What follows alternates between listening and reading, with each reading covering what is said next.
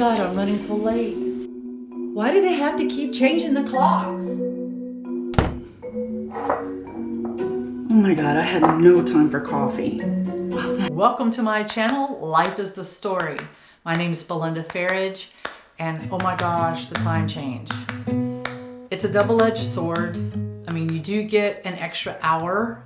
You're not really getting an extra hour. They're not making more hours in a day. It's still 24 hours in a day, or however you want to chop those up. So the idea of changing it forward and going back and all that, oh my gosh, what a headache. Somebody needs to get their act together and just put us all on the same time frame with no, I don't care whether they want to put it on daylight savings or take it off of daylight savings, whatever it is, just one thing. That's it. No choices. Okay, I'm done with ranting. We're going to get into the storytelling part of this channel, and we're going to meet and talk to an artist. His name is Carter. I met him. He was such a generous soul to volunteer to be my very first interview for this channel. So we're going to just go right into it, and I call this the Painter and His Pigments.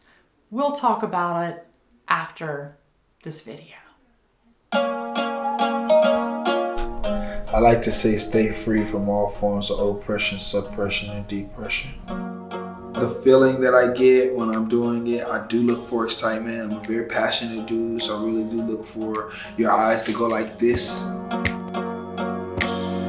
I like mixing warm and cool colors together, so I would do like a warm background. I would use cool colors in the foreground on the face. Sometimes a person has a fiery personality. I like to use reds and yellows.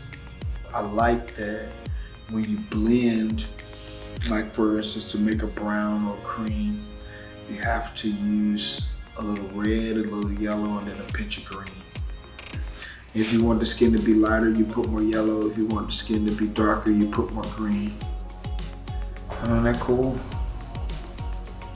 I like starting out with yellow when I'm drawing faces. Yellow is kind of like a neutral color. I think every human being's got a little yellow in their skin, you know. A lot of dark-skinned people actually have a lot of greens and purples in their skin. And even pale tone skins, it's got really funky, like it's not just cream, you know, but you mix the browns and the reds. I really like yellows, oranges, and browns for skin tones. And then you can mix the blues and the greens and pull those out. I think it's fascinating how you can get 9 colors out of 3.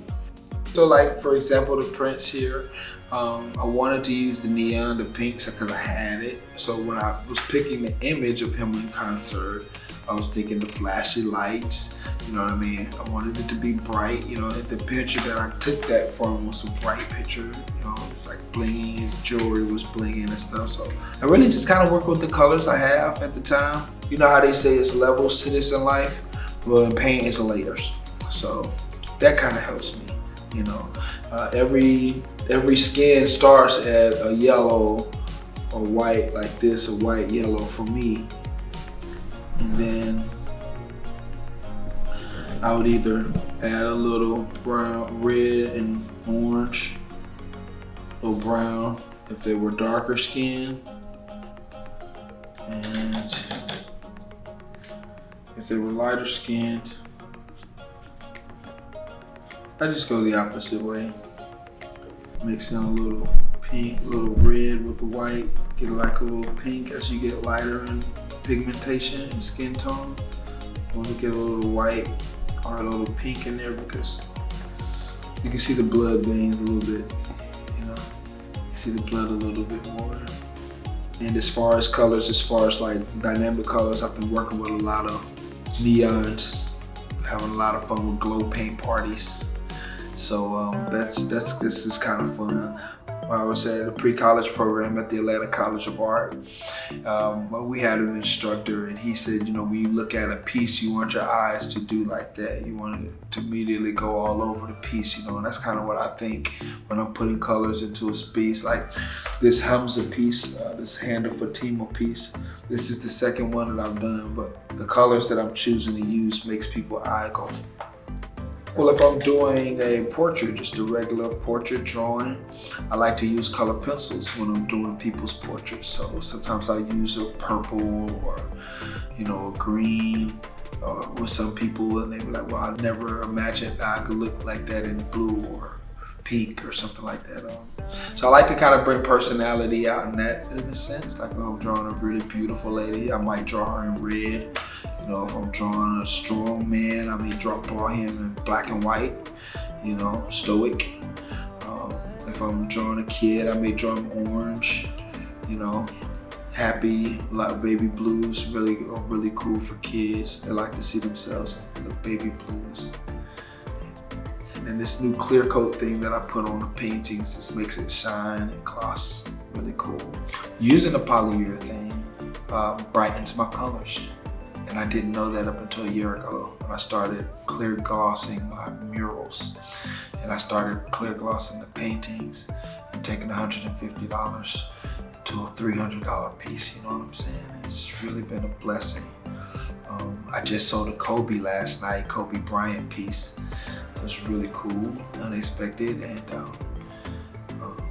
just blessed to be able to work and keep working despite the challenges, and being an independent artist, providing food, clothes, shelter, transportation, communication on a monthly, weekly, consistent basis for yourself, using your God-given, you know, heart, head, hands to make it happen, and your resources and your network and your friends and your family.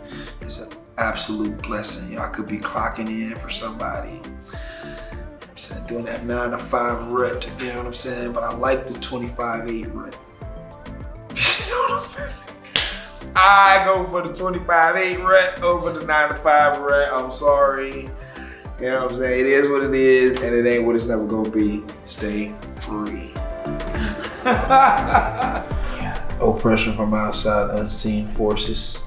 Suppression from outside, seen forces. And depression from within. OMG, that's a process, Belinda. It's a process. I'm new to it, so I gotta be true to it. Isn't he a cool guy? I really like Carter. He took me into his studio, as you saw, and just a really interesting guy. He came from Atlanta, moved to this area, I don't know, some years ago, but he's a prolific artist. He's done murals, he does live paintings, he teaches, he's done illustrations for books, and he does paint parties, which is like, ooh. So if you have a group that you'd like to get together, that would be an awesome thing to do, is go down and do a paint party with Carter. So I will leave his info below. He does Facebook and he does Instagram. So I'll leave those links so you can find him. Speaking of colors and pigments, it was a really interesting edit on this, because I found myself, as I was editing, trying to recall what the actual colors of the paintings and things were when I go to color in my edit. We're shooting in what they call S-Log. S-Log is kind of a gray, flat looking, non-colored version of stuff. But when we get hold of it, then we color it up, and we can color it in different ways to give a mood if we want to. But you know, I was wanting to portray his work, so I didn't want it to look weird. I wanted it not to be my version of what it looked like, but what his stuff is. So yeah, and I realized, like, if there's little things like, ooh, was that blue like a sky blue, or did it have a little pink in it? Was that red a true red, or did it have a little more orange in it? And your memory does not serve you well. So that's kind of wrapping it up for this week. Just letting you know, I am still in the process of building this channel. I am nowhere near where I want to be as far as, well, obviously I'm still building my studio. I'm still putting things together. I still have lights back here that are just gels that I've just stuck over them because I'm not quite sure what I want to do yet. I'm still trying to figure out how I want to tell these stories. So bear with me, people. I will not be back next Thursday or Friday because I'm really behind on things. Having my computer go down, yeah, that makes it very difficult to do any kind of editing. And then being sick with COVID for 2 weeks or more, yeah, that I'm really far behind on things. So give me a minute and I will get caught up. Until then, please like and subscribe and share it with your friends. Yeah.